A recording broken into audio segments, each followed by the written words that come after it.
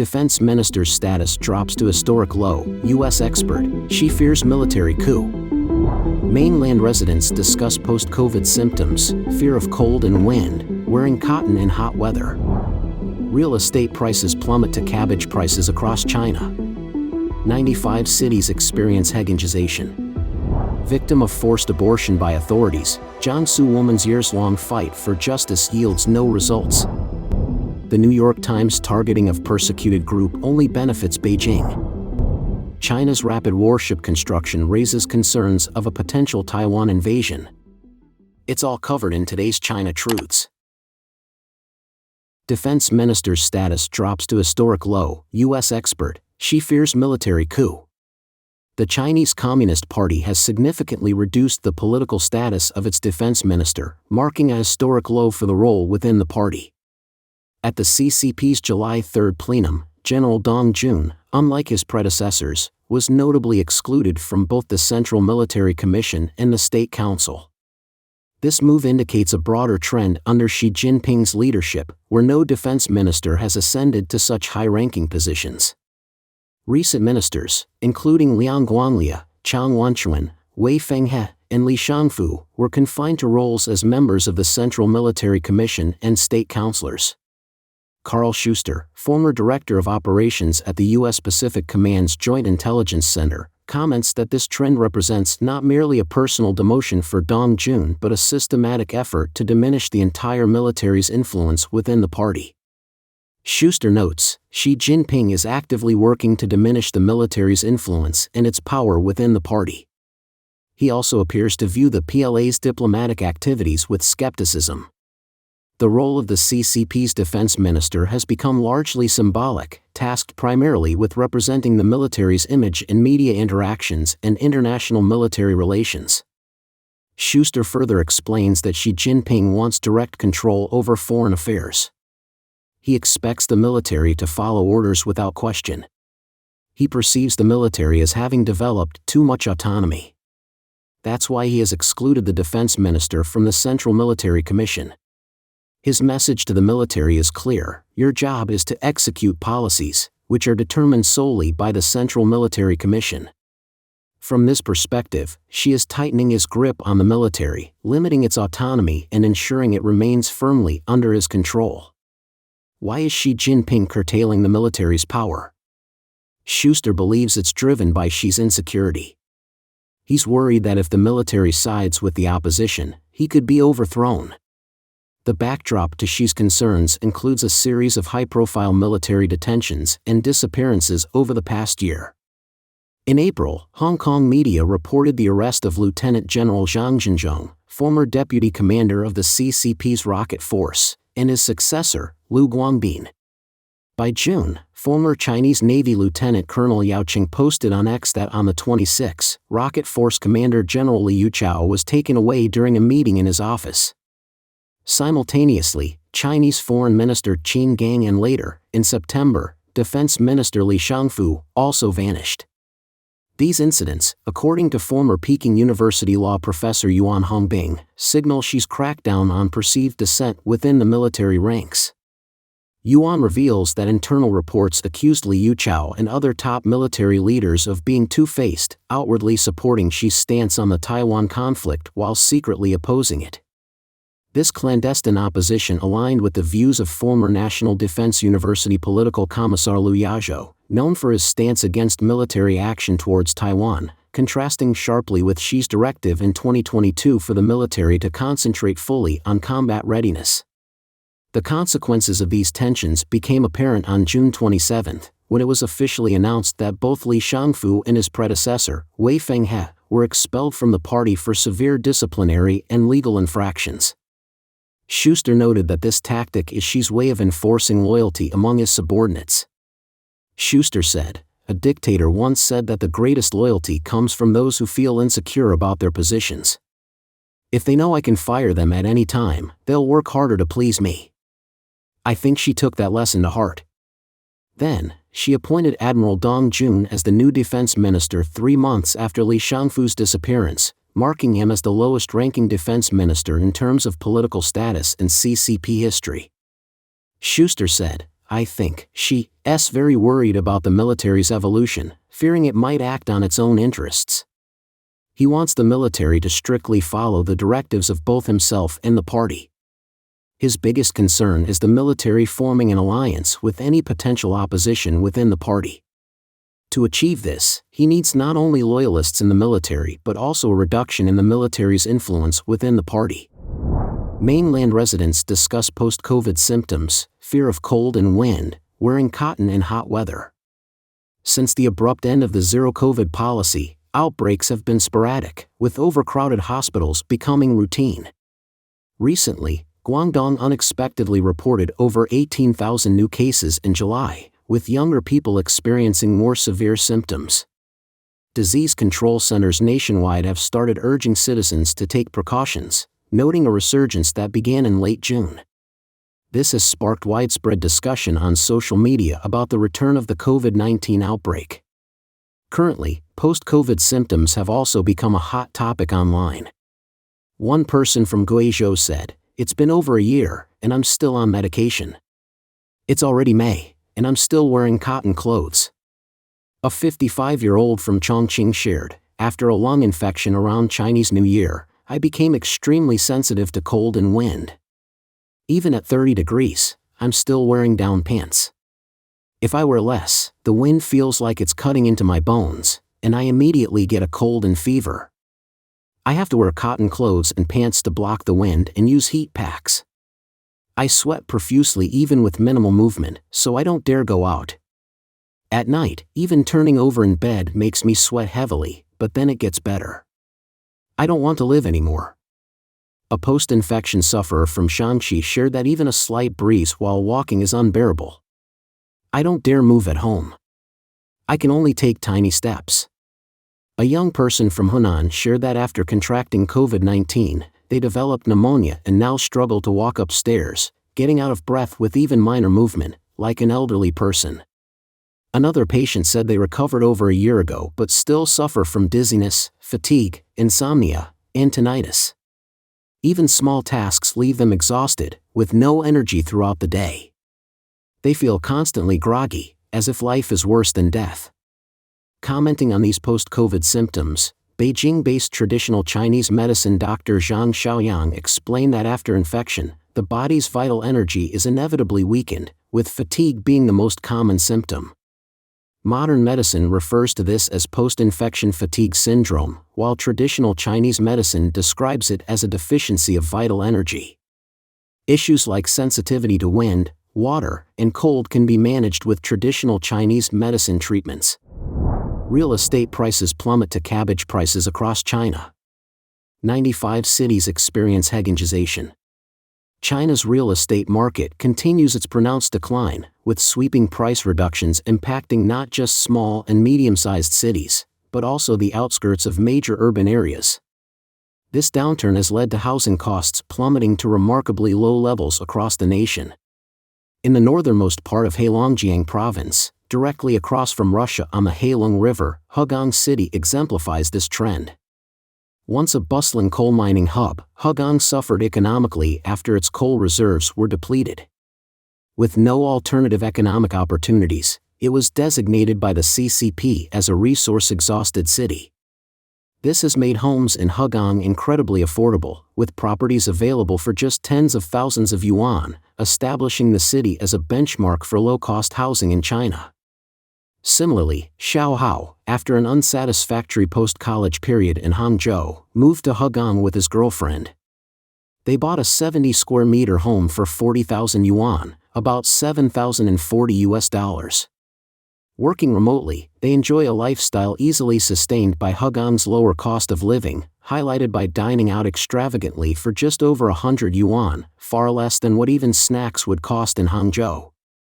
Xiao Hao's story went viral online, leading many to inquire about life in Hegang. As interest grew, he began assisting others in purchasing homes, thus earning additional income. The phenomenon of plummeting housing prices extends beyond Hegang to areas like the Xiaowen district of Jiangsu, more than 100 kilometers from Beijing's Haidian district. Here, second-hand homes are marketed for less than 100,000 yuan, nearly $14,000, with options ranging from a 60 square meter apartment for 60,000 yuan to a 78 square meter apartment for 80,000 yuan, about $8,952, with prices still negotiable according to agents. Even in Guangdong province, known as China's #1 economic province, 5 smaller cities have experienced what is now termed Hegangization. In Qingyuan, just over 90 kilometers from downtown Guangzhou, homes are listed for more than 2,000 yuan, about $299 per square meter, reflecting a broader trend of falling property values across the country.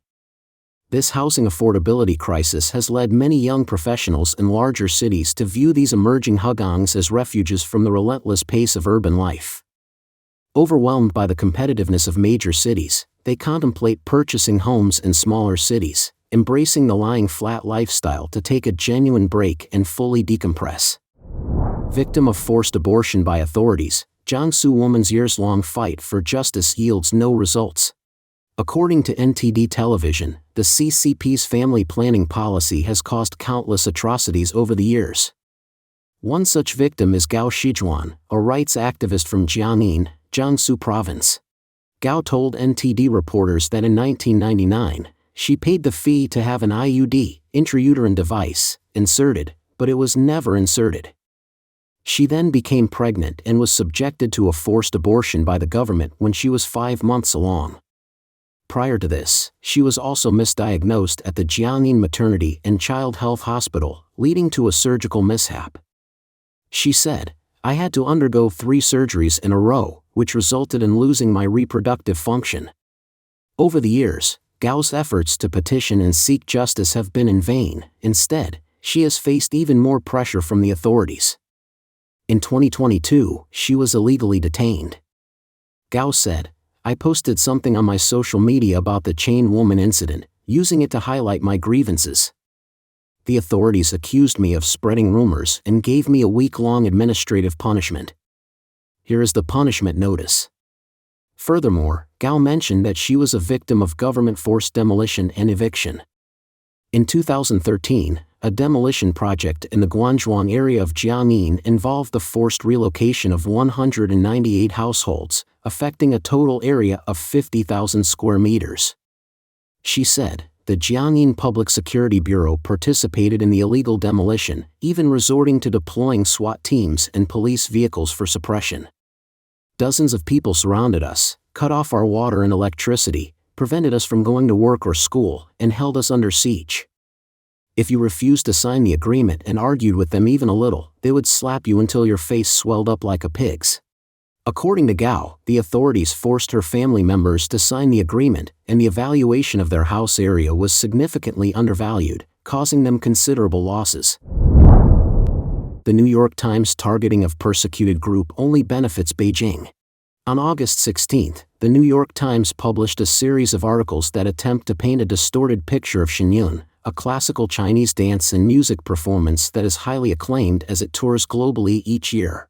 The articles quickly expand to criticize the entire Falun Gong spiritual movement, showcasing not only the publication's prejudice but also a potential intent to incite animosity. In doing so, the severity of the persecution Falun Gong practitioners face in Communist China since 1999 is downplayed, with the atrocities of forced organ harvesting labeled as merely a claim. Despite overwhelming evidence that has surfaced since 2006, the New York Times seems to deliberately overlook the extensive documentation of these crimes. Initial evidence was brought forward by witnesses and investigators, and by 2016, the U.S. House of Representatives passed H.Res. 343 condemning the forced organ harvesting from Falun Gong practitioners and calling for its cessation. That same year, the European Parliament issued Written Declaration 48 expressing a similar stance. In 2019, the China Tribunal, chaired by Sir Geoffrey Nice KC, concluded that Falun Gong practitioners are likely the main victims of forced organ harvesting in China. In 2016, when the New York Times reporter Didi Kirsten Tatlow sought to cover these organ transplant abuses, her efforts were blocked by her own publication. She testified before the 2019 China Tribunal, said that, "It was my impression that the New York Times, My employer at the time was not pleased that I was pursuing these stories on organ transplant abuses, and after initially tolerating my efforts, made it impossible for me to continue. Beyond silencing its own reporters, the New York Times criticizes the persecuted Falun Gong community for speaking out against the Chinese government's atrocities, accusing them of making attacking the Chinese government a dominant theme. The rapid growth and success of Shenyun appears to be a key factor behind the New York Times hostility. How many performing arts groups can claim to perform live for over 1 million people each year? A thriving company that uplifts audiences should be celebrated, not attacked. Shenyun showcases authentic traditional Chinese culture to audiences worldwide, yet ironically, this performance is banned in China. Recently, a report titled Weaponizing Social Media, the CCP's new plan to eliminate Falun Gong worldwide has shocked the international community. The report indicates that recently leaked internal CCP documents and escalating cyber attacks suggest that the CCP has devised a strategy to deploy overseas agents to manipulate public opinion through social media and intensify its persecution of Falun Gong globally, especially in the United States, while also disrupting Shenyun performing arts, which has gained popularity worldwide. Just days later, the New York Times published an article slandering Shenyun and Falun Gong, filled with bias, misinformation, distortion, and contradictions. It is widely known that only the CCP persecutes Falun Gong and attacks Shenyun. It is clear that the New York Times is conveying the CCP's will, aiding the regime in exporting its persecution of a spiritual group, and using the CCP's lies to incite hatred against Falun Gong and Shenyun.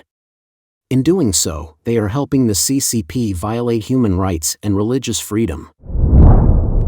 China's rapid warship construction raises concerns of a potential Taiwan invasion. According to a report released on August 1 by the U.S. think tank Center for Strategic and International Studies, SIZE, new satellite images showing rapid construction of the first Type 076 amphibious assault ship at Shanghai's Changqing Island shipyard. The vessel could be launched as early as the first half of next year. The Type 076 represents the latest advancement in the Chinese Navy's amphibious warfare capabilities. Satellite images from Maxar indicate that the ship measures approximately 263 meters in length and 43 meters in width, slightly smaller than U.S. Nimitz-class or Ford-class aircraft carriers but notably larger than America-class assault ships. Military commentator Mark from the channel Mark Space noted, the Type 076 amphibious assault ship currently under construction by the CCP is even larger than the latest America-class amphibious assault ships of the U.S. military. Its primary advantage lies in its capacity to carry more personnel. Presently, the combined capacity of China's amphibious landing ships can transport around 10,000 troops, which is far from sufficient for a successful landing in Taiwan. Based on U.S. military experience in amphibious operations, the attacking force needs to outnumber the defenders by at least 3 times to ensure a successful landing. The Type 076 features electromagnetic catapult systems on its forward deck. The satellite images show that its catapult track measures around 130 meters, longer than the 108 meters on China's Fujian aircraft carrier. Mark added, since China lacks vertical takeoff and landing aircraft, the Type 076 is designed more like a U.S. helicopter amphibious assault ship, intended for integrated operations involving helicopters and landing craft. China's goal seems to be ensuring sufficient troop deployment capability during potential amphibious assaults. U.S. Air Force General Mike Minihan has warned that China could attempt an invasion of Taiwan by 2025. Which could lead to a conflict with the United States. Former U.S. Indo-Pacific Commander Admiral Philip Davidson estimates that an attack could occur by 2027. Although China has never officially acknowledged a timetable for invading Taiwan, Reuters points out that its rapid shipbuilding efforts are intensifying concerns of deliberate preparations for such an action. Su Tsuyun, Director of Strategy and Resources at Taiwan's Institute for National Defense and Security Research, commented, the CCP is now emerging as a global threat comparable to Nazi Germany and the Soviet Union, with the power to influence global security far beyond just regional stability. Its growing naval fleet and intercontinental missile capabilities could reshape the world's balance of power. In this context, democratic nations must recognize that only strength can deter the expansionist ambitions of authoritarian regimes. In response to China's shipbuilding capabilities, the U.S. has taken countermeasures. It is seeking support from allies like Japan and South Korea for warship repairs while also investing heavily in unmanned vessels and submarines to reduce reliance on personnel. Don't forget to leave a comment in the section below to share your opinions on today's topic with us. Make sure to like and subscribe to see more interesting topics from China Truths.